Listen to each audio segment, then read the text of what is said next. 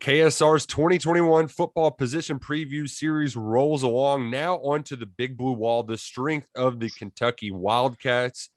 John Schlarman is not in there physically, but he's with this unit now under new leadership with Eric Wolford. Freddie Maggard, can the Big Blue Wall actually be better in Liam Cohen's new scheme?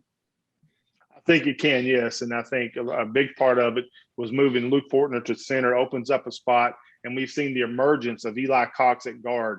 And I think that was a surprise. We've had some talk about it, but his emergence as a starting guard, and then those tackles, Darren Kennard, Darren Rosenthal, Jeremy Flax are as good of a trio that you can get in the SEC. I think this version has a chance to be better than last year. Yes. Wow, strong words, Adam Luckett. Do you agree? Yeah, absolutely. I mean, you got to look at the cornerstone pieces. There might not be a better offensive tackle in college football than Darian Kennard. Moving over to the left, there was some concern on that, but if you turn on his true freshman tape, he held up well at that left tackle spot when asked to go in there. So I think it all starts with him. And then Luke Fortner solidifies the middle of the attack. That was a big concern. And that allows Kentucky, now that they feel good about that center position, it allows them to really take advantage of their depth. Like Freddie just talked about, and not only best three tackles in SEC, I would challenge anyone in college football with the tackle depth Kentucky has. And then you look at guard. Kenneth Horsey played a lot last year. Quentin Wilson played a good amount. Austin Dotson played a lot. And Eli Cox is really coming on strong. And then they've got a diaper dandy in Jagger Burton at true freshman who's going to push for playing time at one of those guard spots. So I think that depth alone, we've seen some of the best Kentucky offensive line. They've been able to rotate 8, 9, 10 guys. I think this is going to be a group that could probably do that. And because of that depth, I think they're going to really have an advantage over teams they play in the line of scrimmage. I didn't realize we had Dick Vitale joining us for this position previews, but happy to have him along with us. Here's my second question, though. Is pass protection going to be a problem for the Wildcats this year? Freddie. It's going to be a focus and an emphasis.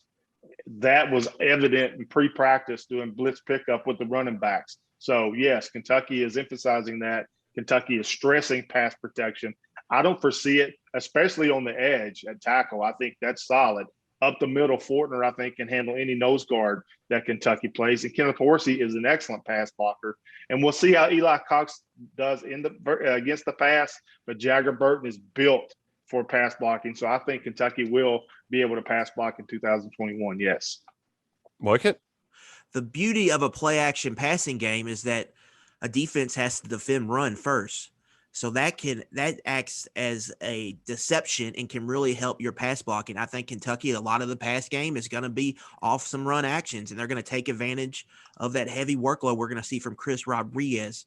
So, yes, there are going to be there are always going to be questions about pass blocking for a team that's run heavy, but I think that's going to help the offensive line a lot. And I think it's important to remember there's not going to be many 5-7 true dropbacks. They're going to move the quarterback off platform. They're going to move the pocket to make it easier on their pass sets. So I think pass blocking could end up being quietly a strength of the team. Oh, that's encouraging to hear. Speaking of encouraging, what is the most encouraging preseason development we've heard so far from the Big Blue Wall, Freddie? Well, again, I go back to Eli Cox. I mean, he was a 3-star coming out of West Jessamine High School, and yet another developmental player for Kentucky's offensive line to a starter level player. But the most impactful thing I see, Nick, is the depth. There is quality depth. Kentucky can go too deep across every position, and there's not that much of a letdown from the 1s to the 2s. So there's plenty of quality depth that's played a lot of meaningful football for Kentucky. Well, I'm going to steal your thunder on this one and say that it's pretty encouraging to hear David Wallabaugh getting reps with the 2s. You don't often hear of true freshmen coming in and making a splash, but him and Jagger Burton both getting run with the 2s as true freshmen. It's just not something that happens very often around here. I think going into the year, always this year, I think Kentucky was going to feel good about where they were on the offensive line. But looking to the future, there was a little bit of concern because you're going to lose a lot off of this year's team. But when you've got guys like Freddie said, Eli Cox stepping up, Jagger Burton, David Wallabaugh hitting checkpoints already in their career, I think they're also set up to succeed in the future too with some young guys really kind of overachieving so far to this point, and that big blue wall and that being a strength of the ball club, I don't think is going away. It's not going away anytime soon, and we're not going away anytime soon. We'll be back with more position previews for this upcoming 2021 Kentucky football season before you know it. See you then.